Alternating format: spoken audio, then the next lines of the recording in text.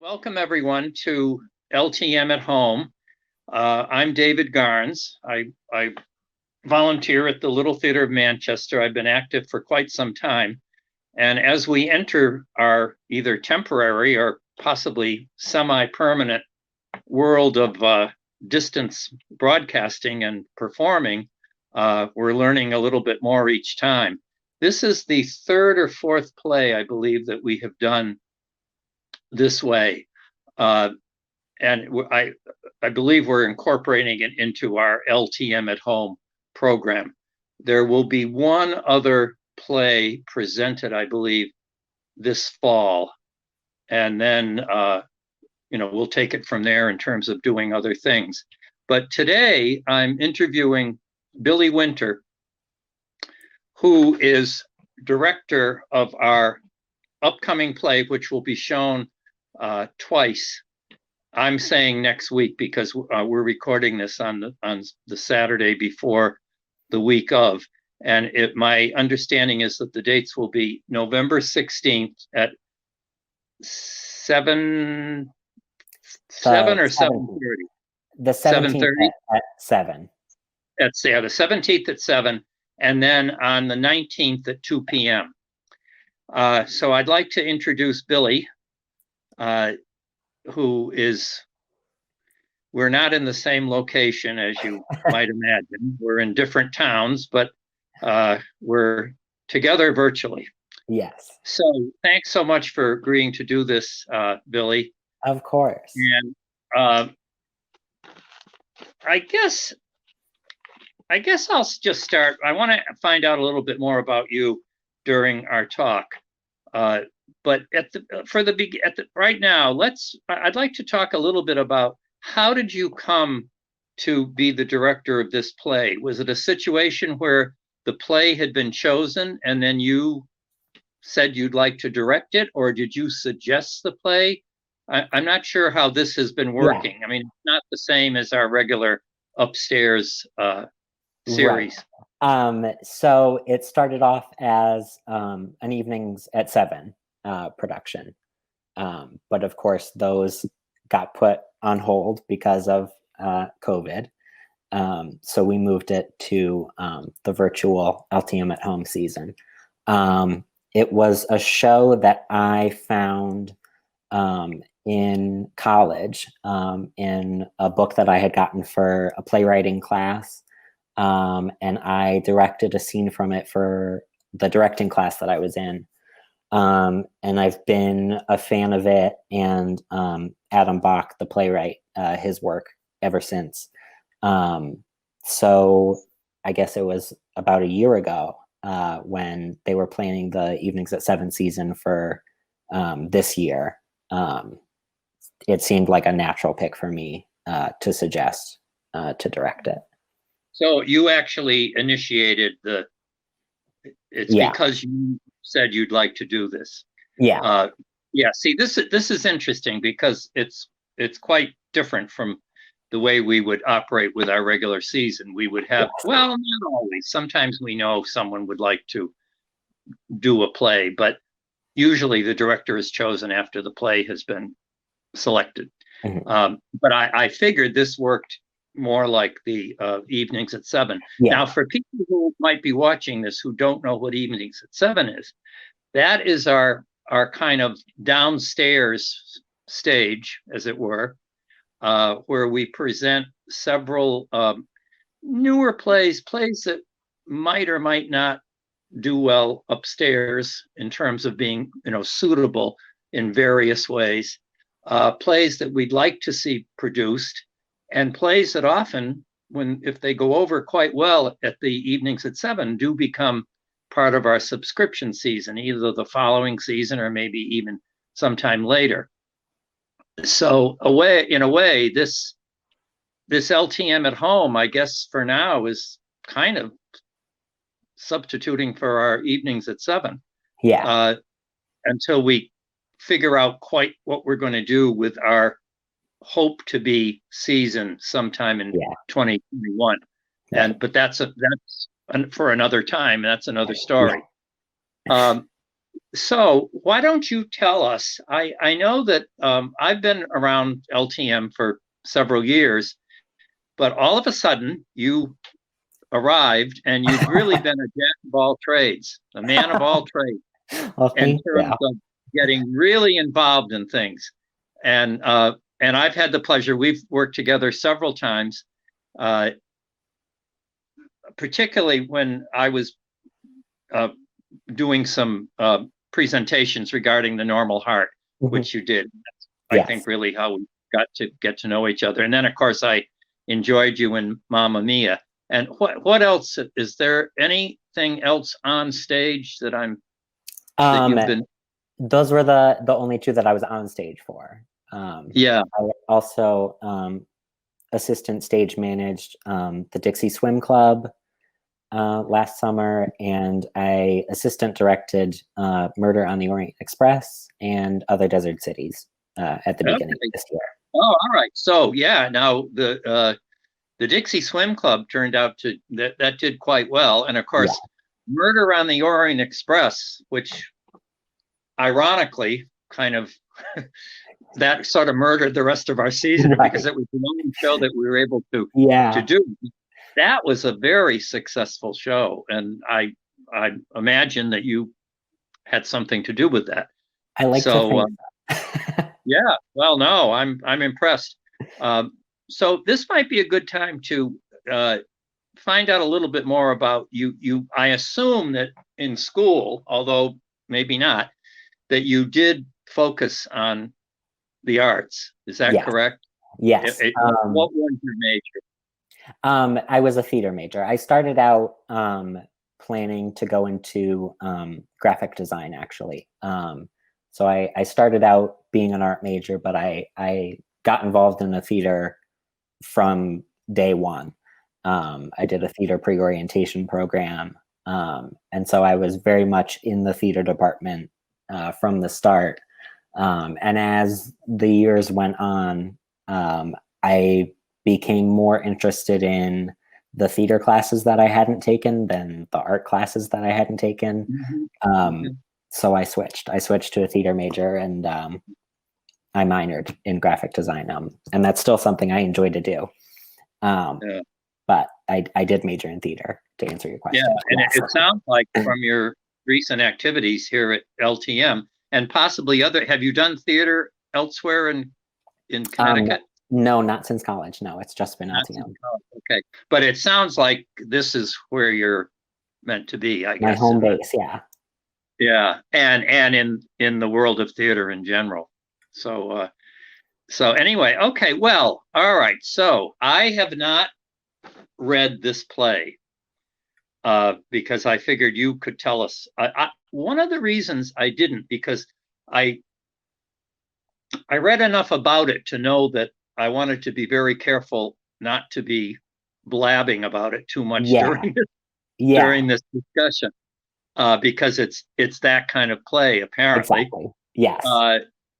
But let me say a little bit for those who are watching right now, a little bit about Adam Bock.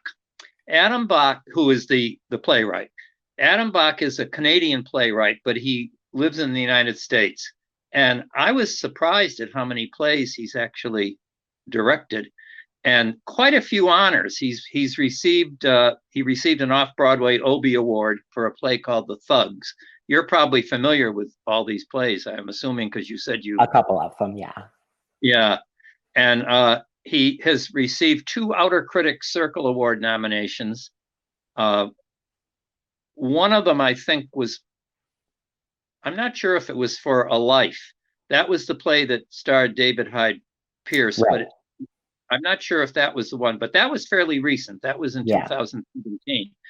But he did also receive a nomination for The Receptionist. And that was in 2012, although I think my impression is that the original production of The Receptionist was back in 2007. I believe so, yeah. Yeah, I was a little bit confused about that, but it's a little bit older than, I don't think that was the year that perhaps it got nominated, but maybe it was. Anyway, what I was also impressed with was and in fact earlier last week I think I asked you who's playing the receptionist. Yeah. And because I was so impressed by the fact that Jane Hootie, how do you say her name? Hootie I don't Shell. know, David. I think it's Hootie You Shell. know, I mean, Yeah. who has achieved, greater fame because of a play a couple of years ago called The Humans, which we would really love to do at some point, I think, here at LTM. But Jane is an esteemed New York actress. I mean, there's no question about that. So I thought, well, that must be quite a role. And in some of the reviews that I read, it apparently is, because she got rave reviews for her performance in The Receptionist.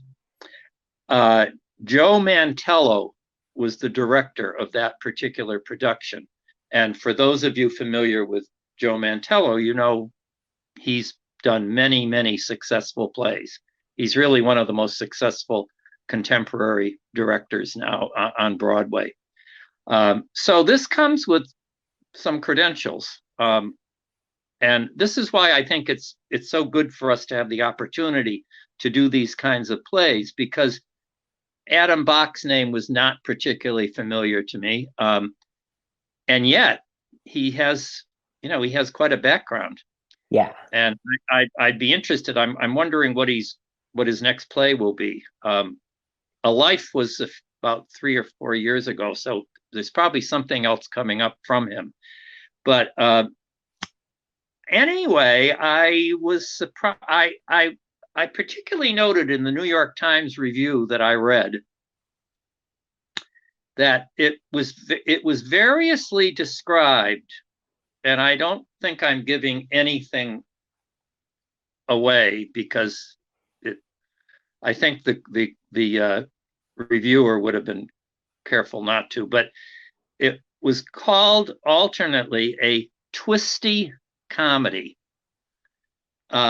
Is that an apt description, would you say? I would say absolutely, yes.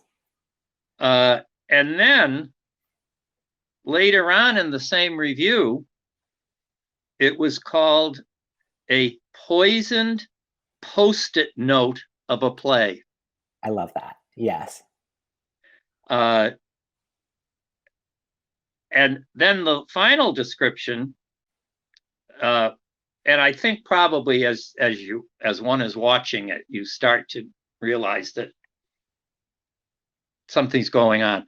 But anyway, he also says that the still life of a play is flipped over to reveal an oil painting by Francis Bacon. Now, that's a very interesting comment, because you have to know Francis Bacon to appreciate that. But Francis Bacon's oil paintings are, shall we say, they're somewhere between very serious and grotesque. And I found that a very interesting, instead of just a still life of fruit, which is the metaphor the reviewer is using, saying it becomes an oil painting by Francis Bacon, meaning, do you need to know more than that, So I'm really intrigued now to see this play, but I'm not going to, I don't know anything more about it, so I'm really not going to pursue that avenue. You can say as much as you would like about it in that regard. But we can come back to that. You can tell us a little bit more later if you want. Okay.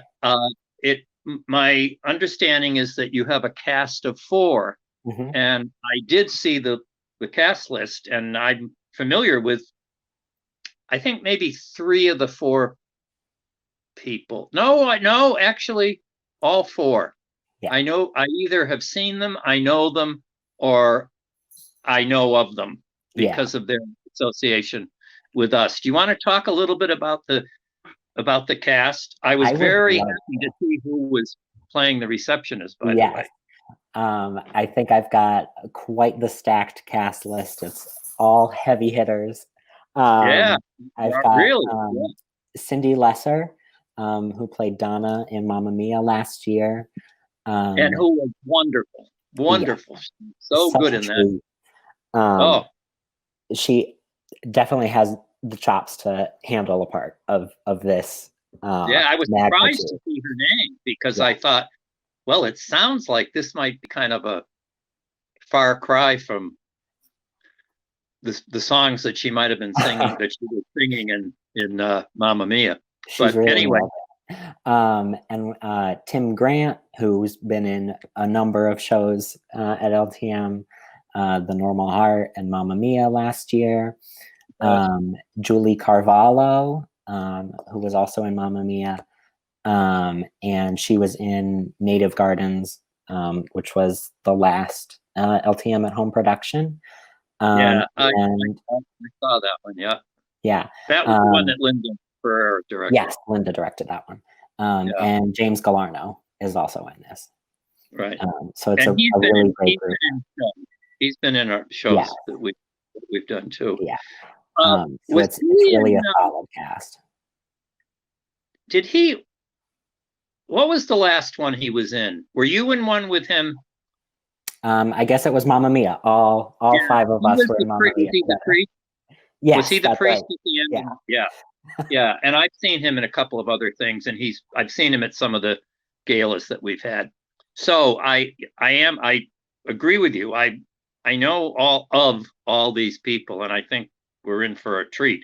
Yeah. Would you say is the play really dominated by the receptionist? But is that the big part? She is the central focus. Yeah. Yeah. Yeah. So let's talk a little bit about rehearsals in the age of virtual drama. Because I think this is still new enough that even though I've talked about it with people I've interviewed in some of our other, the preceding three other shows that we've done this way, it's always interesting because I think it's still really new territory. And how many times, if at all, did you all get together in person? We didn't get together in person at all. Yeah, I wondered because I suppose it would be possible, if there were four in the cast and the director, that you could be distanced in person. For sure. But although not as close as you would be, but so that's really amazing. Does that, when you realize that might be happening, that would be the case, didn't that seem a little daunting? Yes, absolutely. So for me, as both an actor and a director, like physicality is so important to the way I go about theater. And so it's definitely been a challenge to just not have that at all. Because it's all from, the neck up.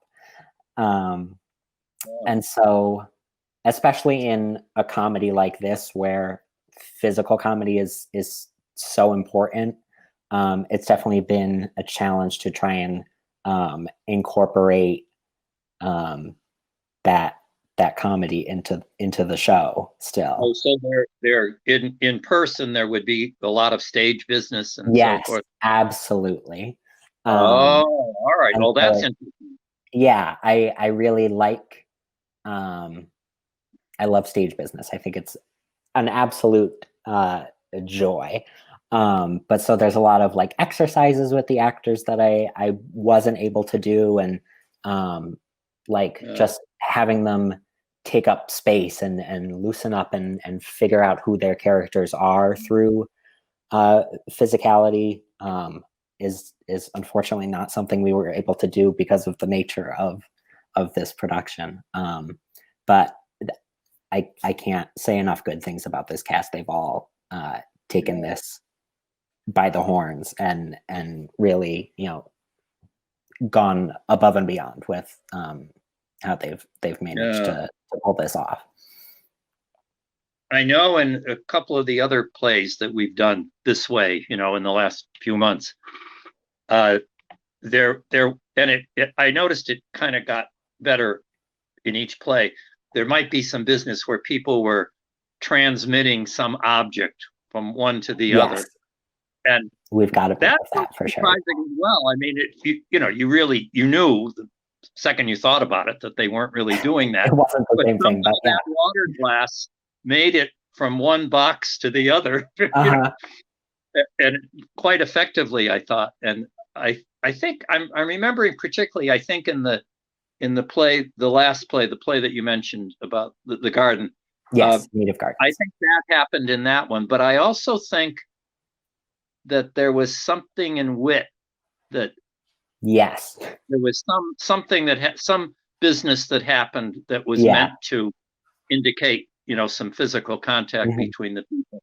And it's amazing how you kind of get used to it. Well, for example, in the old days of radio, when the family used to sit in the living room, at least my family did.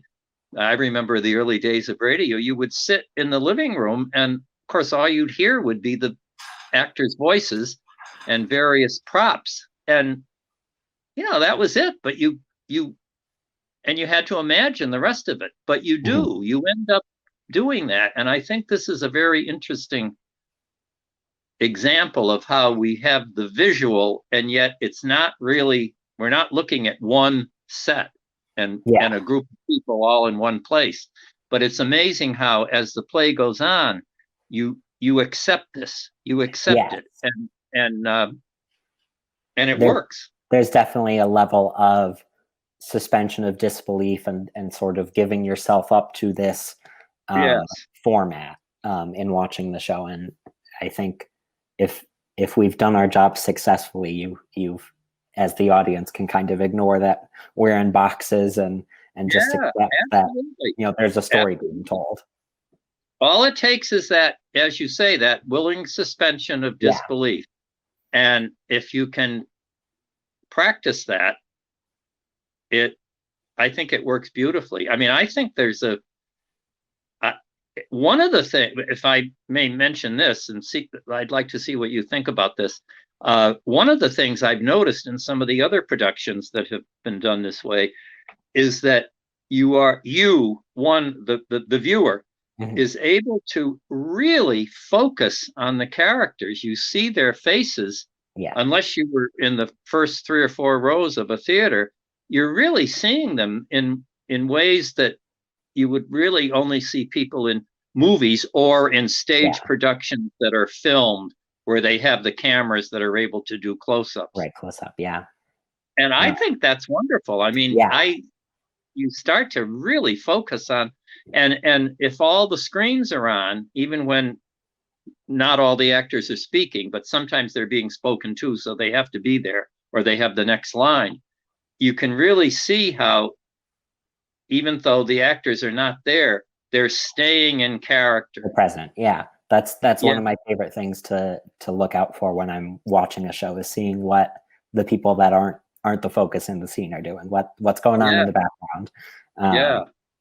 So it's really great to be able to play with that in this format. Yeah, absolutely. And my sense is that each time we've done a play, there's some added nuance of skill that's employed, because it's a new thing and this would have been your first experience directing something this way, correct?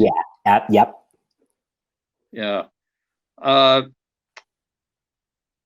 I know what I wanted to ask you. Because of the interesting reviews I've read of this play, it was reviewed extensively when it was in New York. I mean, there are lots of reviews available to read about it. My question would be, as director of this play, did you have kind of a wide range of possibilities in what you wanted to focus on, or does the content of the play pretty much demand that it be done in a particular way? So without giving too much away, it was written in, like we said, around 2007. So if you think about what I talked with my cast extensively about this, and we settled on the route we're taking together. But so if you think about the play in the context of 2007 and what was going on in the world around that time, it becomes very clear what the play is about. But I think it's very much still relevant today, maybe even more so. And so as a group, we took a lot of time to sit and discuss, the possible focuses we could have for what now in our production in this world we're making it about. Interesting. And I think, well, we definitely did land on something, and I think it's good. I'm happy with it. And you all kind of agreed that that's the road you would take, so to speak. So you really, in fact, one of the next questions I was going to ask was how much of a collaborative effort was this? Well, clearly, from what you've just said, it seems to have been quite collaborative. Yes. That's my preferred mode of working when it comes to theater. I think by nature, it's a collaborative art form. We're all, as actors, as the tech crew, whoever, it's a group of people coming together to make something. And so I think, why not see, if the cast has different ideas or whatever, how can we all take our thoughts and feelings and ideas and put them together and make something even greater, So this is going to be very interesting. It was very collaborative, yes. 3 of the actors I've seen quite recently, and also the fourth 2 because of Mamma Mia, but I have very distinct impressions of them from the last play, so it's going to be really interesting to see them in what sounds like a very provocative play. One of the things I did read in one of the reviews, I'm not giving anything away, is that whatever you think of this play when you leave the theater, you will have an opinion. Yes. So, yes. So that too was kind of intriguing. I mean, it especially with the direction that I've taken it. Yes, you will have an opinion one way or the other. Yeah. Well, that's interesting. Is there anything else? I mean, I've been asking all the questions here, but is there anything else you'd like to say that might relate to what we've talked about, or might not? Something that I just haven't thought of asking you. I guess maybe just like a summary of what the play is about. So it's largely a comedy. I don't want to scare anyone off and think, oh, it's this really like serious, thinking heavy play. It's very much a comedy. It's about this woman, Beverly Wilkins, who's a receptionist at an unnamed company. And like I said, she's very much the central focus. There's very little time that she's not on stage. And she's juggling answering the phone calls. The phone's always ringing off the hook. She's getting work done. She's helping her coworker, Lorraine, with her love life. There's a lot that's going on. It's very like farcical in that nature. And that's part of what drew me to this play, is how funny it is. And I also love the way that Adam Bock has written it. His writing is like very quick paced.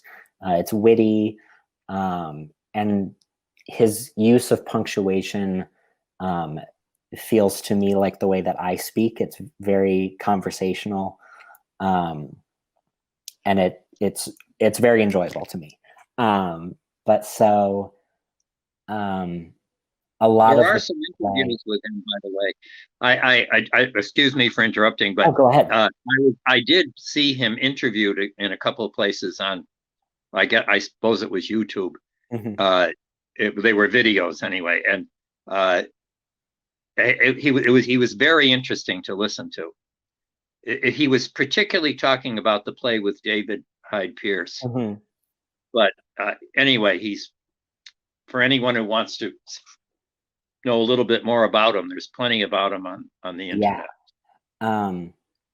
But so much of the play is like idle chit chat, conversational, but it's really about what's not being said, what's below the surface. Because these characters, we've come to this realization as a group again, that these characters use this surface level conversation to sort of distract themselves from what's really going on. And so the show is really, it's a comedy and it's fun, but it's really about loyalty and trust in each other as co-workers and fellow humans, but also trust and loyalty to a system and the way things are run, and at what point do we question authority and the way things, the status quo, when do we question the status quo and how things work, and just like basically what's right and what's wrong. And I hope that we've prompted the audience to ask themselves those questions and leave them thinking, enjoy themselves with the comedy, but also leave them with a lot of questions. Well, you've certainly left me with even more curiosity about what is going to happen during the course of The Receptionist. One other thing too, it's a fairly short play. Am I correct? It's about an hour and 15 minutes. Yeah. So probably would have been done without intermission on the stage, I would imagine, right? Yeah. I think we've a half hour has gone by, and I thought a half hour would be a good time, for a one-on-one interview like this. So I think we're going to wrap up. All right. Is there anything else you'd like to mention? I think you and I probably should get. Well, you've already been saying things about it on Facebook. I've got to do some of my, like as the way I would for a lunchtime lecture, a little marketing myself. Yeah. Because I think I think people would enjoy hearing more about this from your point, point of view, as you have done in this past half hour. And I think it's really great. I appreciate it. Yeah, thank you. So everyone, you may be watching this where there will still the first production, the Tuesday evening production or showing on November 17th may have occurred. We've been showing these usually between the two performances, but if you are watching this and you haven't seen the play, it will be done also on Thursday the 19th. I'm not quite sure, when our particular interview is going to be shown, but I encourage everyone who's watching this who did not see the play and will be able to see it one more time to tune in. And thank you so much, Billy, for. Thank you, David. Yes. So till next time, I'm sure that we'll be at some point in the future, I'll be interviewing you again, either as a performer or a director or who knows in what capacity at LTM. Thank you, Billy. Thank you, David.